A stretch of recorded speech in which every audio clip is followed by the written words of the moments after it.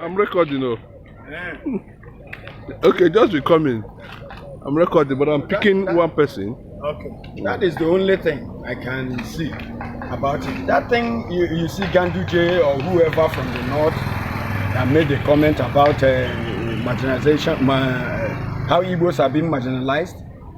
That thing is not ordinary talk. It's a kind of level of frustration they have, especially people from the north and people from the west. You understand? Yes. Thank you for coming on this platform this morning.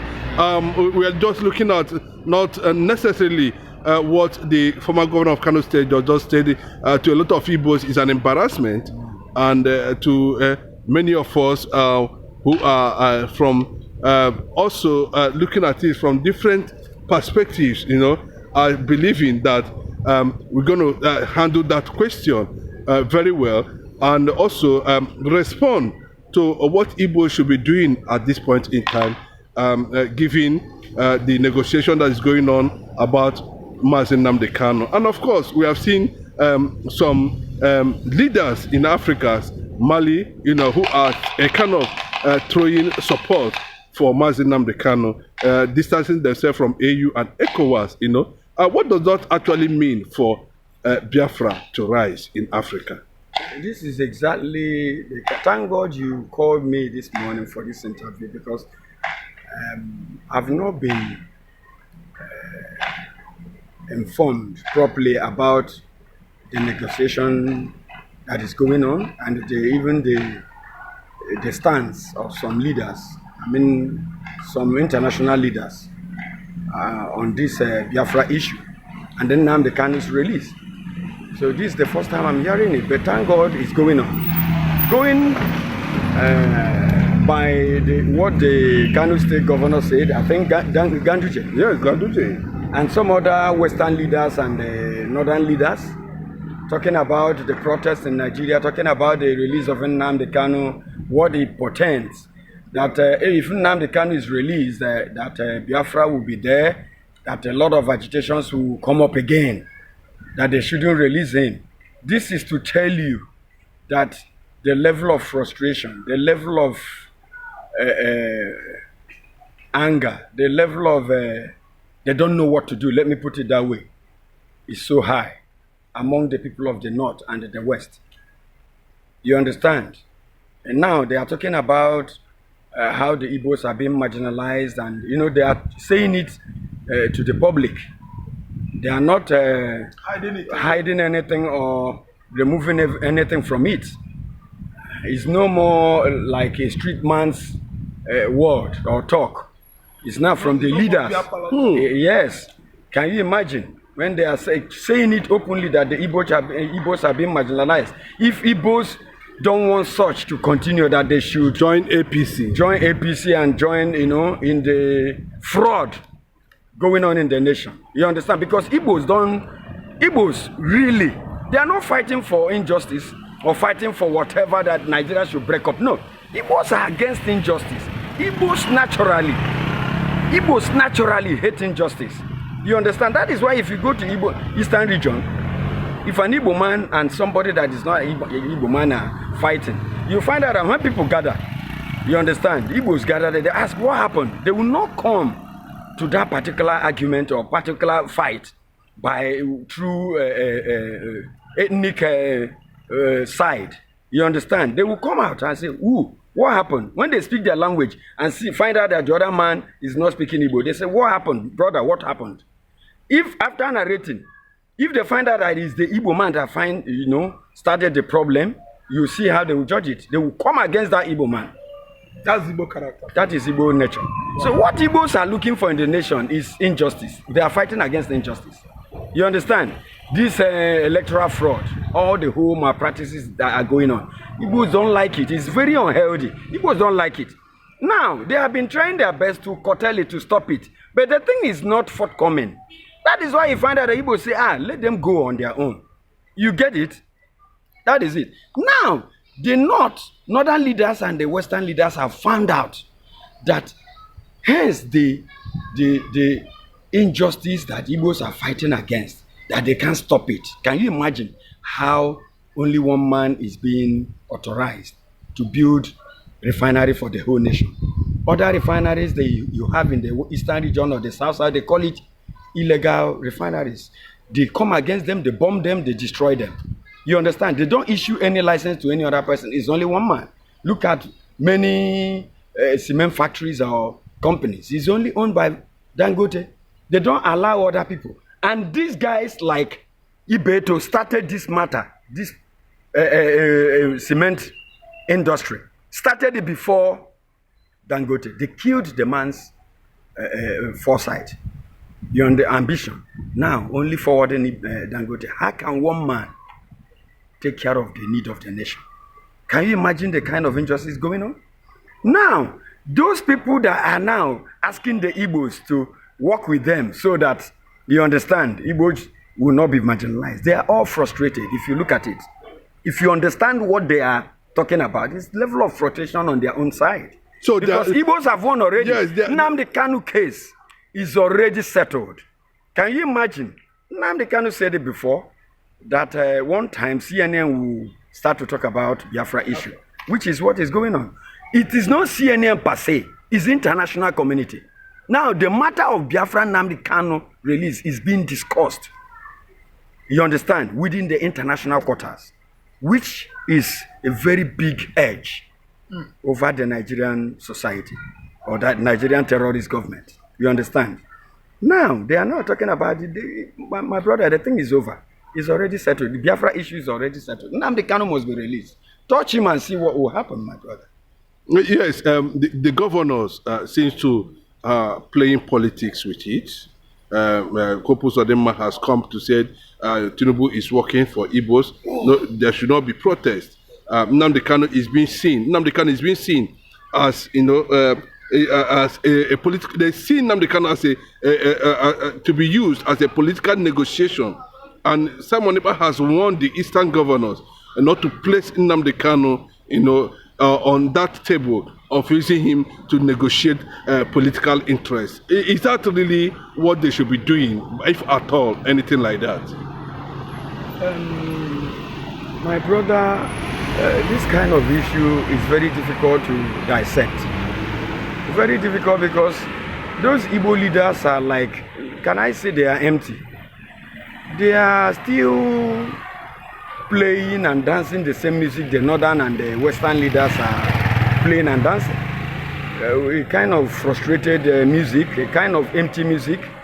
You understand? At this particular point in time, okay, see what is going on in the United States of America. You know why Trump, everywhere is Trump. Go to the sea, is Trump. This international, there are waters there. You see fleet of ships coming, painted Trump. See guys, black guys, power bikes, Trump everywhere. You know why? When time comes, you understand, Jesus, Jesus, the meaning of Jesus, truth will be discussed, it will be in the air. The birds will be singing Jesus, truth, life. Like they're everywhere singing Biafra and all over the world. Yes. Meaning that the time for justice, proclamation, truth, what leaders coming in and saying it the way it is. The way it is. You are supposed to go direct and say it the way it is. Don't stop gambling. Say you are using Nnamdi Kanu using to gamble the freedom of the people of the Biafrans, or you want to use him to negotiate political whatever gain. Okay, releasing Nnamdi Kanu will support you, Tinubu. After your tenure, you give to North. After North, you give to us. By that time, the issue of Biafra must have been at least buried. The agitation must have been buried. That is nonsense.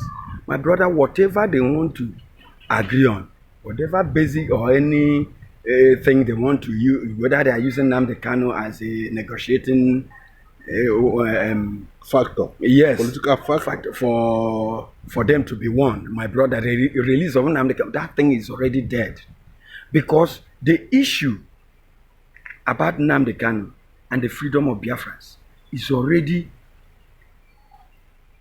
in every family's doorstep. You understand?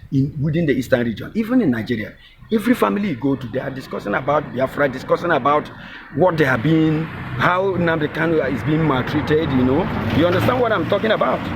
So this issue of negotiation between the Eastern leaders and that.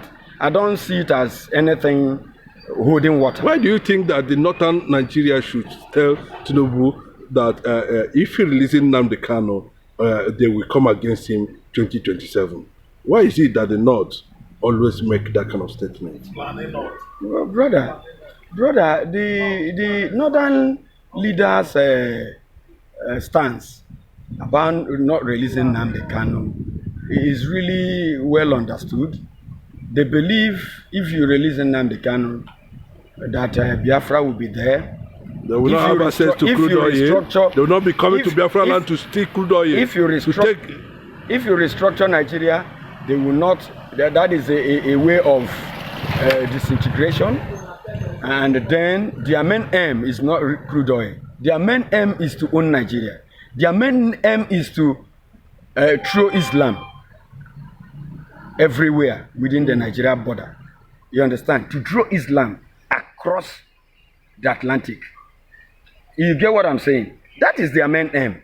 Their main aim is not about crude oil alone. It's not crude oil alone. And they know to capture Easterners onto that side of Islam, my brother, is a very dangerous task to accomplish. They know. They don't know how to come about it. They don't know what to do. Even during Buhari, why didn't they forward the matter, say Nnamdi Kanu cannot be negotiated with Nnamdi Kanu? Why didn't they kill Nnamdi Kanu? Why didn't Buhari kill Nnamdi Kanu or poison him so that the matter will be over? Why are they now pushing it to Tinubu? Hey, don't release him. He would have killed him and see what would have happened. The Northerners know what they are doing. Okay, look at the negotiation within the National Assembly about restructuring. See what the North did. They are the first people that have taken a very dangerous step by seizing their foodstuffs and whatever, pepper and whatever. They are angry. They don't know what to do. Why not the North use bomb and whatever to attack West or attack Eastern region, saying you should not, oh, who are you, don't restructure Nigeria. What they did is, if you want to restructure Nigeria, we'll hold our own goods to ourselves. Are you surprised by the mass support for Nnamdi Kanu release by almost everybody, every tribe, my every brother, nation? I am not surprised. There's nothing like support there. Okay. Nnamdi Kanu planned this issue, planned this thing very well. And those who planned it with him planned it very well too. Remember what Nnamdi Kanu said. Nnamdi Kanu is a prince. From the beginning, he planned it. He said why he went to London to school. It's not as if he doesn't have that way without to travel to United States or any other nation. He said he wanted to travel there to know how they are doing this program they are doing all over the world. How they succeeded. Yes, the British people. That they are suppression and the imperialism. Yes, that they are monarchical system they use in dominating many nations. You understand? When he went there, he studied them. He studied many things. He said he studied Africa, studied their ways, the structure they put in place in the nation. So now the guy started to manufacture some solutions to it. The thing that will counter it to destabilize the system that they put there to hold on to the justice that's supposed to be open, so as to make the economy or make the system of prosperity to blossom. You understand? So the issue of Nnamdi Kanu, my brother, is beyond the British people. It's beyond Nigeria. The guy planned it well. They are not I'm not surprised that they are supporting him. They have to support him. They have to, because he has defeated them. Okay, excuse me, in the beginning, did they support Nnamdi Kanu's release, or did they call it a bluff? Who is this? Is a Facebook issue, this one, who is Nnamdi Kanu? You understand? At the moment now, yes, at the moment now, they are all discussing about Nnamdi Kanu. Discussing about what Nnamdi Kanu is fighting for. Can you imagine Igbos, the marginalization of Igbos is being discussed by the northern and western people, even many nations in Africa. Even across Africa. You understand? Which is what Nnamdi Kanu stands for. You get what I'm saying? So they don't have any choice, my brother. It's not as if, who is surprised that Nnamdi Kanu's release is being discussed or whatever, his interest, what he's fighting for has to be discussed. Mandela When Mandela was fighting in South Africa, you remember, the main people that were against him, the Zulus, some other bodies across their nations, or even some African nations that were supporting the white rule against their people there. During the course, the initial stage of the struggle, they were all against Mandela. But at the middle of it, my brother, Mandela gathered momentum to the extent that they never had any choice. I was alive. I was okay. That time I was very vibrant with what was going on all over the world. I was following it closely. They never had any choice. The Zulu of his brother that we have mainly Zulus, that the white people were using mainly to fight against Mandela. They had no choice. At the point like this, they turned again and supported Mandela. Many nations started. Because they had no choice other than to support light. At this point now, lastly, on this point now, Nnamdi Kanu has successfully Biafranized every Nigerian.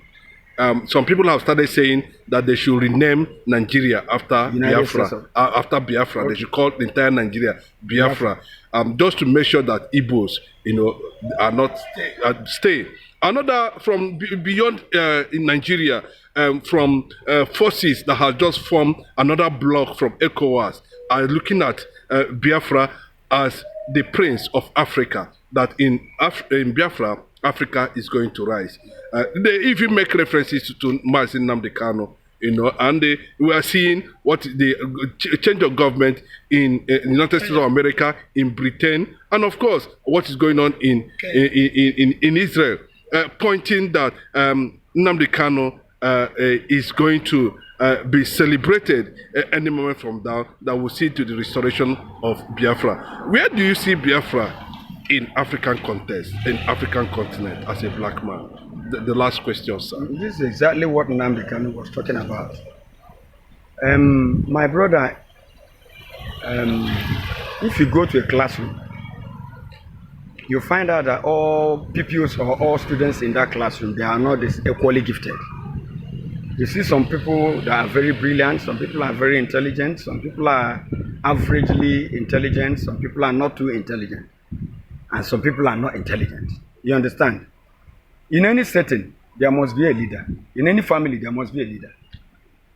The Western people call it a breadwinner. There must be a breadwinner, there must be a leader. Among 12 people, there must be a Judas, there must be a leader too. You understand? There must be Peter there. Biblically, God made it. Among the 12 tribes, there was a leader. Am I lying? All over the world, there's a leader. Among all nations, there must be a leader leading at any point in time. So among all blacks, there's a leader. You understand? Look at the Western people put criteria for everything. Measure of assessment. You understand? They will tell you this is the fastest plane. This is the fastest ship.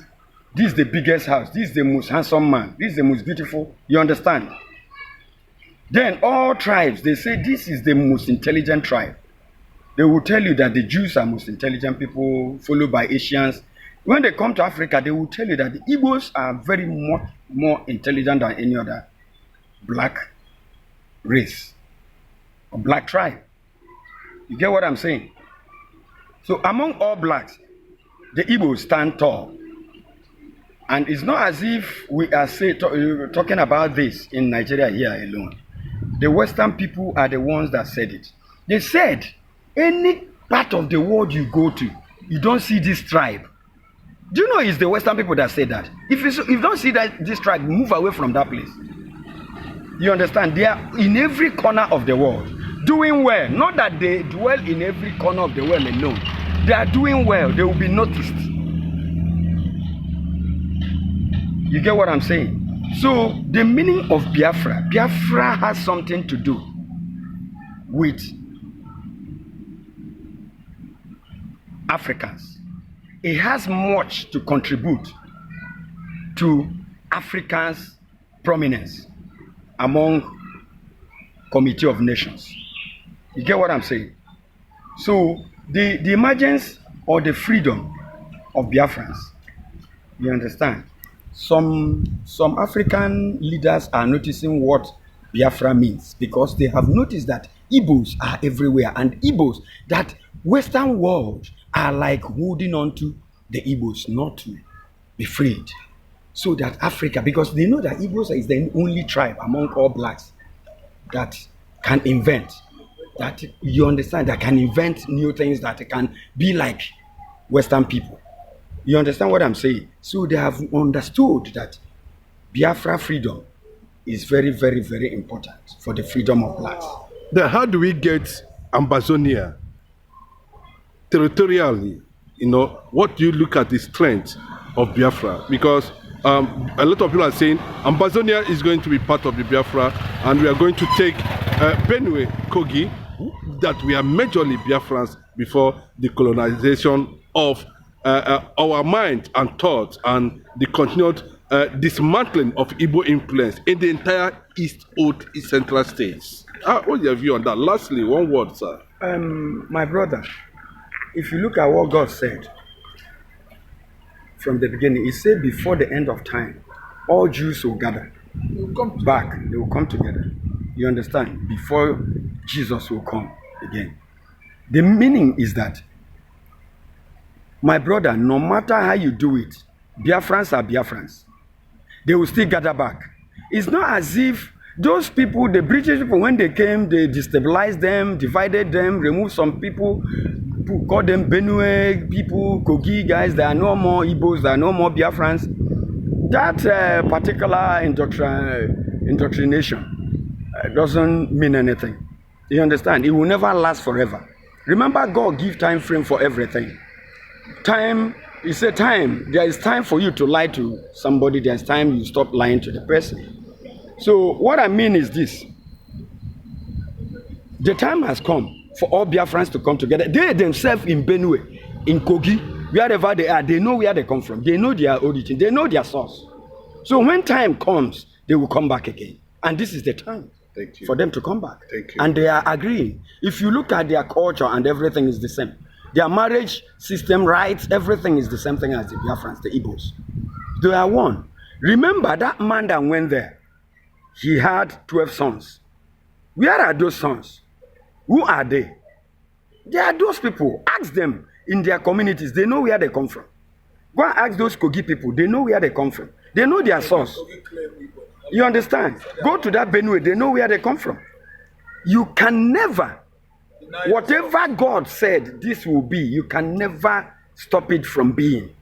It will still come to be, no matter how you delay it. That is what I see about the Biafrans coming back together. It's not Nnamdi Kanu that is bringing them together. It is the nature, the force of nature. How God said it, before the end of time, these people will gather back before Christ will come. It's not only Jewish people, those people, the truth will come back again. You understand what I'm saying? Truth will come back again, wherever, no matter how you use your political manipulations to destabilize them or disintegrate them, is a lie. It's for a while. When time comes again, for that time, God said, this is the limit. They will still come back, flow back again, and form the same umbrella, be under the same umbrella. That is it, sir.